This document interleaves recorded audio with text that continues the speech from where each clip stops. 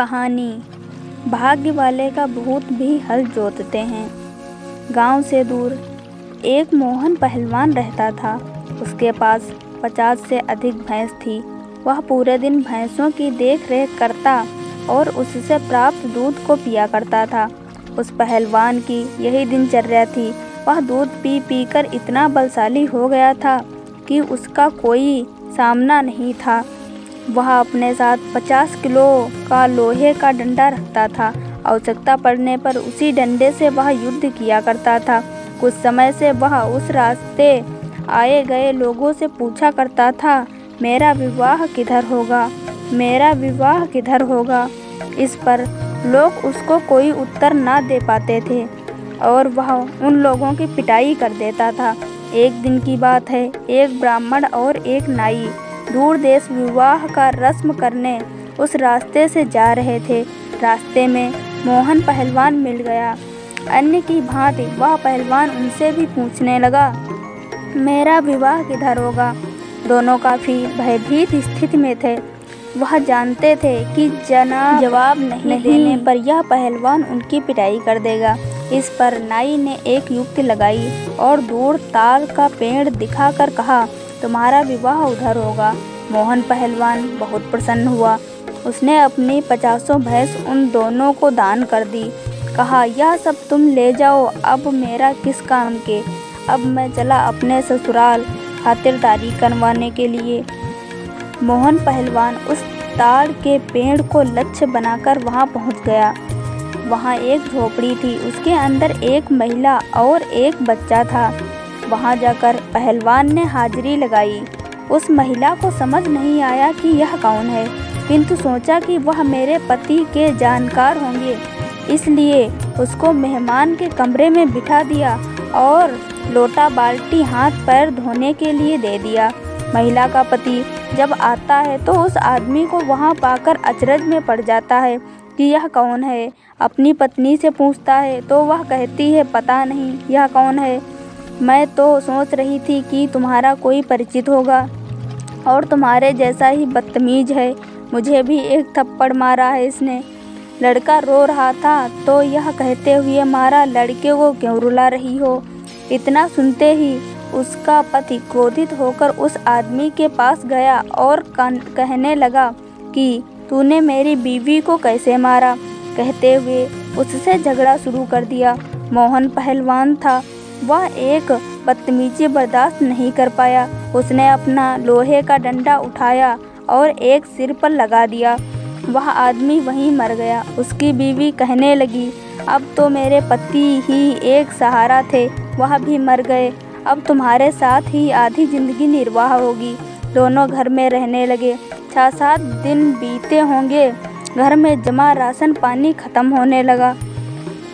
तब उस महिला ने बोला कि कुछ कमाई करोगे या ऐसे ही भूखे मरेंगे। बिना कमाई के जीवन कैसे चलेगा।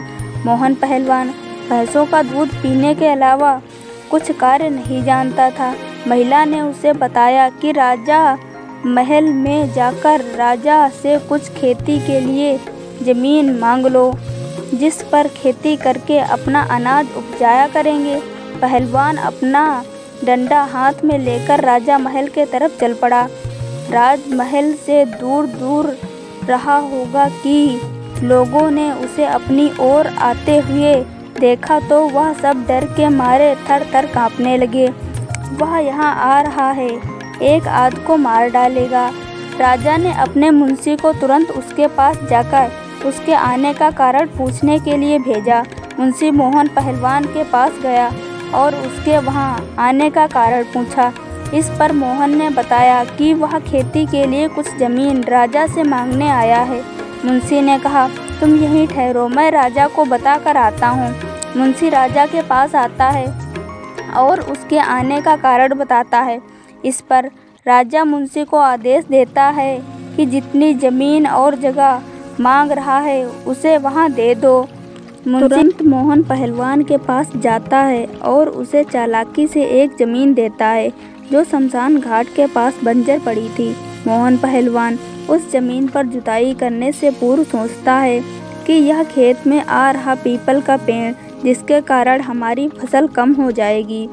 इसे अपने खेत से हटा देता हूँ। यह सोचकर उसने पीपल के पेड़ पर लोहे का डंडा मारा, जिससे 150 भूत नीचे उतरे और मोहन पहलवान से लड़ाई करने लगे। मोहन पहलवान उन 150 भूतों का सामना डटकर करने लगा। फिर भूत का हाथ टूटा, किसी का सर फूटा, किसी का पैर टूटा। सभी लाइन में खड़े हो गए और माफ़ी मांगने लगे। उन्होंने पीपल के पेड़ को हटाने का कारण पूछा, जिस पर पहलवान ने स्पष्ट कहा कि मेरे खेत में आ रहा है, इसलिए मैं इसे यहाँ से हटा दूँगा। फिर भूतों ने कहा, मोहन को कहा कि हम इस खेत से होने वाली सारी पैदावार के बराबर आपके घर में राशन पहुँचा देंगे, परंतु यह पेड़ आप मत तोड़ो। यह हमारा घर है और हम यहाँ कई वर्षों से रह रहे हैं।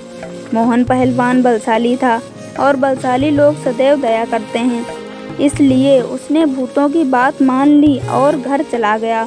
अब भूत ने मोहन पहलवान के घर 6 महीने का राशन भंडार कर दिया। मोहन ऐश मौज की जिंदगी यापन करने लगा। भूतों को यह सौदा बहुत महंगा पड़ा। वह कार्य करके दुबले हो गए थे। एक दिन बाद भूतों के गुरुजी वहां पहुंचे और उन्होंने उन सबको दुबला पाकर कारण पूछा, तो सभी भूतों ने बताया कि एक पहलवान है, उसकी जी हजूरी करना, उसको राशन पहुंचाने, यह सब काम करने में हमारा सारा वक्त चला जाता है, जिसके कारण हम दुबले होते जा रहे हैं। गुरुजी को यह बात बुरी लगी और बदला लेने के लिए वह बिल्ली का वेश बनाकर पहलवान के घर जा पहुँचे। पहलवान के घर रोज़ बिल्ली दूध पी जाती थी। इस प्रकार वह बहुत परेशान था। आज सबक सिखाने के लिए पहलवान डंडा लेकर दरवाजे पर ही आड़ में खड़ा था। बाहर से बिल्ली के वेश में आए भूतों के गुरुजी ने उस पहलवान को दरवाजे के पीछे छिपा देख लिया था और दांव लगा रहा था कि कब उस आँख से ओझल होकर उस पर वार किया जाए। इधर मोहन पहलवान भी दांव लगाकर रखा था कि कब बिल्ली घर के अंदर प्रवेश करे और उस पर प्रहार किया जाए, किंतु बिल्ली अंदर नहीं आ रही थी। काफ़ी समय हो गया। मोहन धीरे धीरे पीछे हटता गया और चूल्हे के पास पहुंचकर छुप गया। बिल्ली आई तो उसने मोहन पर अचानक वार करने के लिए जो ही प्रयास किया। मोहन सतर्क की स्थिति में था। उसने एक डंडा बिल्ली के कमर पर लगा दिया। अब तो भूत के गुरुजी के पसीने छूट गए, सभी हड्डियां टूट गईं। गुरुजी ने अपने भूत रूप में आकर पहलवान से माफ़ी मांगा। मोहन पहलवान ने उस गुरुजी से पूछा, छोड़ने के बदले आप क्या सज़ा होगी? गुरुजी ने स्वतः स्वीकार कर लिया कि जितना राशन आपके घर आता था उसका 2 गुना अब दिया जाएगा। इस पर मोहन ने गुरुजी को छोड़ दिया। गुरुजी अपने चेलों के घर पहुँचे और पूरा वाकया बताया। अब राशन 2 गुना पहुँचाना होगा। इस पर उनके सारे चेले सिर पीट कर रह गए। एक तो पहले से ही दुबले थे, अब और यह आफत।